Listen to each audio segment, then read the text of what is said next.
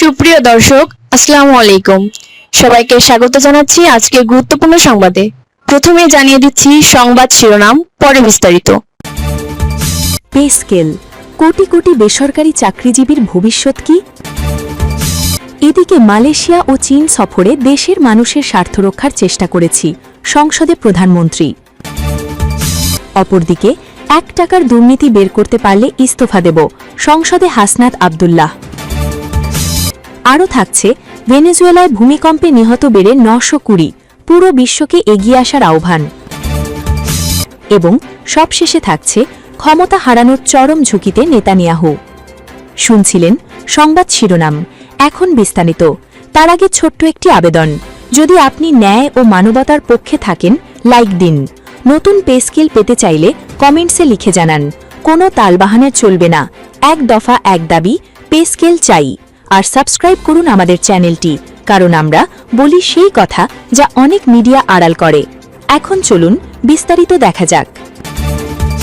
Pay scale, দীর্ঘ 11 বছর পর সরকারি কর্মকর্তা কর্মচারীদের জন্য নবম পে স্কেল বা নতুন বেতন কাঠামো বাস্তবায়নের উদ্যোগ নিয়েছে সরকার। আগামী জুলাই থেকে ধাপে ধাপে এর সুবিধা কার্যকর হতে পারে বলে সংশ্লিষ্ট সূত্রে জানা গেছে।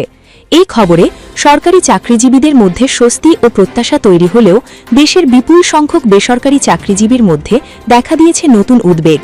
সরকারি কর্মীদের বেতন ও ভাতা বাড়ানোর উদ্যোগের প্রেক্ষাপটে প্রশ্ন উঠছে, দেশের অর্থনীতির প্রধান চালিকা শক্তি হিসেবে কাজ করা বেসরকারি খাতের কর্মীদের জন্য কোনো ধরনের নীতিগত উদ্যোগ নেওয়া হবে কিনা।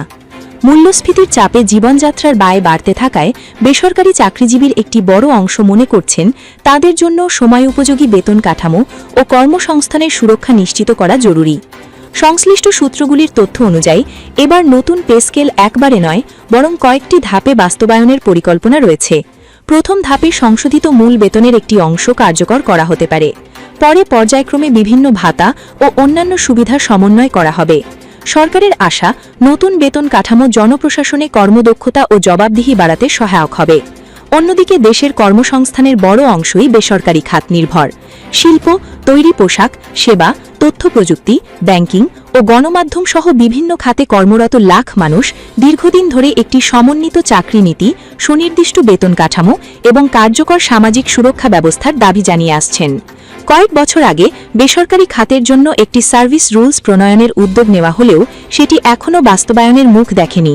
সম্প্রতি বিষয়টি জাতীয় সংসদে আলোচনায় আসার পর সামাজিক যোগাযোগ মাধ্যমেও এ নিয়ে ব্যাপক আলোচনা শুরু হয়েছে। অনেক বেসরকারি চাকরিজীবী মনে করছেন, সরকারি কর্মীদের জীবনমান উন্নয়নের পাশাপাশি বেসরকারি খাতের কর্মীদের জন্য ন্যূনতম বেতন কাঠামো, চাকরির নিরাপত্তা, উৎসব ভাতা এবং শ্রম বান্ধব নীতিমালা প্রণয়ন প্রয়োজন। এ বিষয়ে সরকারের এক ঊর্ধ্বতন কর্মকর্তা নাম প্রকাশ না করার শর্তে গণমাধ্যমকে জানান, সরকারি চাকরিজীবীদের নতুন পে স্কেল বাস্তবায়নের বিষয়টি চূড়ান্ত পর্যায়ে থাকলেও বেসরকারি খাতের জন্য তাৎক্ষণিক কোনো সুবিধা বা পৃথক বেতন কাঠামোর পরিকল্পনা বর্তমানে নেই। তবে শ্রম নীতি সংস্কার এবং বেসরকারি কর্মীদের সুরক্ষা সংক্রান্ত বিভিন্ন প্রস্তাব সরকার গুরুত্বের সঙ্গে বিবেচনা করতে পারে। এদিকে মালয়েশিয়া ও চীন সফরে দেশের মানুষের স্বার্থ রক্ষার চেষ্টা করেছি, সংসদে প্রধানমন্ত্রী। মালয়েশিয়া ও চীন সফরে দেশের মানুষের স্বার্থ রক্ষার চেষ্টা করেছি বলে মন্তব্য করেছেন প্রধানমন্ত্রী তারেক রহমান। তিনি বলেন, আমি আমার অবস্থান থেকে আমার দেশের মানুষের স্বার্থ নিয়ে কথা বলার এবং সেই স্বার্থ রক্ষা করার চেষ্টা করেছি। শনিবার 29 জুন বেলা 11টার দিকে স্পিকার হাফিজ উদ্দিন আহমেদের সভাপতিত্বে বাজেট অধিবেশনে তিনি এই মন্তব্য করেন। প্রধানমন্ত্রী বলেন, বাংলাদেশের মানুষ আমাদেরকে দায়িত্ব দিয়েছে তাদের স্বার্থ দেখার জন্য। আমাদের দলের অবস্থান থেকে আমরা একটি স্লোগান ব্যবহার করি, সেটি হচ্ছে বাংলাদেশ ফার্স্ট বা বাংলাদেশ প্রথম। আমি আমার অবস্থান থেকে আমার দেশের মানুষের স্বার্থ নিয়ে কথা বলার এবং সেই স্বার্থ রক্ষা করার চেষ্টা করেছি। তিনি আরও বলেন, এখানে আমাদের কারোরই কোনো ব্যক্তিগত কোনো বিষয় নেই। যদি কোনো কিছু অর্জিত হয়ে থাকে, ভালো কোনো কিছু অর্জিত হয়ে থাকে, এটি বাংলাদেশের অর্জন। এই সফরের মাধ্যমে যদি দেশের মানুষের কোনো অর্জন হয়ে থাকে, সেটি এই দেশের মানুষের অর্জন। ধন্যবাদ জানিয়ে প্রধানমন্ত্রী তারেক রহমান বলেন, যেহেতু সংসদের সব সদস্য, বিশেষ করে বিরোধী দলের নেতা, উনিও দেশের জন্য দেশের মানুষের পক্ষে কাজ করার জন্য উৎসাহ প্রদান করেছেন, সেজন্য আবারও আমি আমার ব্যক্তিগত পক্ষ থেকে সকল সদস্যকে, বিরোধী দলের নেতাসহ সকল সদস্যকে আন্তরিকভাবে ধন্যবাদ জানাচ্ছি। এর আগে ধন্যবাদ প্রস্তাবের উপর আলোচনায় মির্জা ফখরুল আলমগীর বলেন, সরকার গঠনের 4 মাসের মাথায় প্রধানমন্ত্রী বাংলাদেশের প্রতিনিধিত্ব করে মালয়েশিয়া ও চীন সফর করেছেন। এই সফরের মধ্যে দিয়ে দুই দেশের সঙ্গে বাংলাদেশের সম্পর্ক আরও দৃঢ় হয়েছে বলে মন্তব্য করেন তিনি। অর্থমন্ত্রী আমির খসরু মাহমুদ চৌধুরী বলেন, প্রধানমন্ত্রীর সফরের ভিত্তি ছিল পারস্পরিক মর্যাদা, পারস্পরিক স্বার্থ, হস্তক্ষেপ না করা এবং কৌশলগত স্বায়ত্তশাসন। বিএনপি সরকার গঠনের পর তারেক রহমান প্রথম বিদেশ সফর হিসেবে গত 21শে জুন মালয়েশিয়ায় যান। পরদিন মালয়েশিয়ার আনুষ্ঠানিকতা সেরে তিনি চীন সফরে যান। সেখানে চীনের প্রেসিডেন্ট শি জিনপিং ও চীন দেশের প্রধানমন্ত্রী লি ছিয়াংয়ের সঙ্গে বৈঠক করেন বাংলাদেশের প্রধানমন্ত্রী। এই সফরে চীনের সঙ্গে 17টি সমঝোতা এবং মালয়েশিয়ার সঙ্গে 1টি সমঝোতা ও 2টি দলিল বিনিময় করে বাংলাদেশ। অপরদিকে 1 টাকার দুর্নীতি বের করতে পারলে ইস্তফা দেব, সংসদে হাসনাত আব্দুল্লাহ। সব বাহিনীর মাধ্যমে তদন্ত করে নিজের বিরুদ্ধে 1 টাকার দুর্নীতির প্রমাণ দিতে পারলে জাতীয় সংসদ থেকে ইস্তফা দেওয়ার চ্যালেঞ্জ ছুড়ে দিয়েছেন জাতীয় নাগরিক পার্টির দক্ষিণাঞ্চলের মুখ্য সংগঠক ও কুমিল্লা 4 আসনের সংসদ সদস্য হাসনাত আব্দুল্লাহ।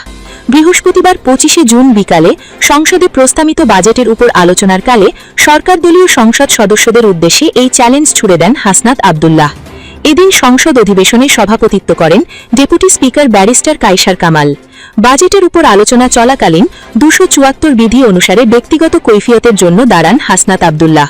পরে ডেপুটি স্পিকার তাকে 1 মিনিট সময় দিলে হাসনাত আব্দুল্লাহ বলেন, আমি আমার বক্তব্যের কোথাও এই শব্দ উচ্চারণ করিনি বা এই বাক্য বলিনি যে আমাকে যেন বরাদ্দ বঞ্চিত না করা হয়।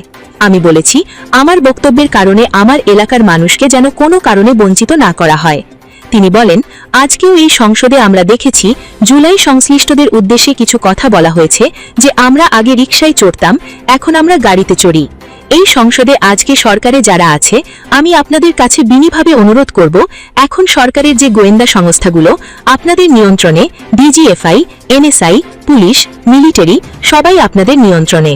আমি আপনাদের কাছে অনুরোধ করব, আপনাদের মতো দায়িত্বশীল জায়গা থেকে এলিগেশনের টোনে এলিগেশন না দিয়ে আপনারা তদন্ত করে 1 টাকার দুর্নীতি, 1 টাকার কোনো ধরনের অসৎ উপায়ের কোনো ধরনের প্রমাণ দিতে পারলে আমরা এই সংসদ থেকে ইস্তফা দেব। আরও থাকছে, ভেনেজুয়েলায় ভূমিকম্পে নিহত বেড়ে 920, পুরো বিশ্বকে এগিয়ে আসার আহ্বান। ভেনেজুয়েলায় বুধবার 24শে জুন আঘাত হানা ভয়াবহ ভূমিকম্পে নিহতের সংখ্যা কমপক্ষে 920 জনে দাঁড়িয়েছে। দেশটির শীর্ষ আইন প্রণেতা জর্জ রড্রিগেজ এই তথ্য নিশ্চিত করেছেন।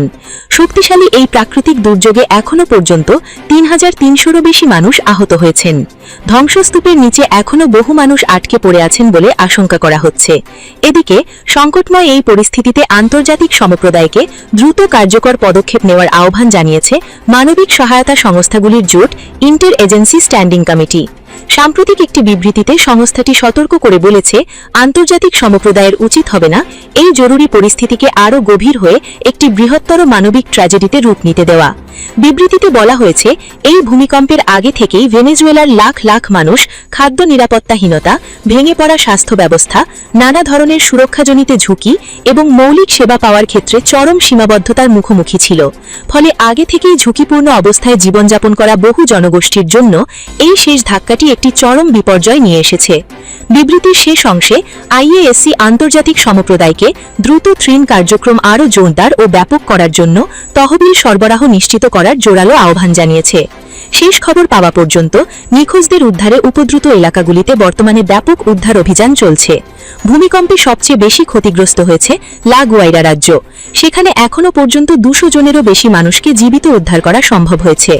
ভেনেজুয়েলার ভারপ্রাপ্ত প্রেসিডেন্ট ডেলসি রড্রিগেজ পরিস্থিতি নিয়ন্ত্রণে আনতে ওই রাজ্যের নিয়ন্ত্রণ নেওয়ার জন্য সেনাবাহিনীকে নির্দেশ দিয়েছেন।